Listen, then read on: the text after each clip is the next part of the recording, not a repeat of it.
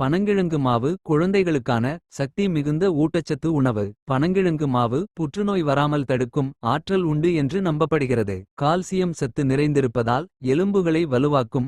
எலும்பு முறிவு மற்றும் எலும்பு அரிப்பினை தடுக்கிறது. பனங்கிழங்கு மாவு இரும்பு சத்து அதிகம் உள்ளது. கர்ப்பப்பை வலுப்பெறும். நார்ச்சத்து மிகுந்தது. உடல் குளிர்ச்சியாகும். மலச்சிக்கலை போக்கும். புரதத்து மிகுந்தது. மாரடைப்பு பக்கவாதம் தடுக்கக்கூடியது.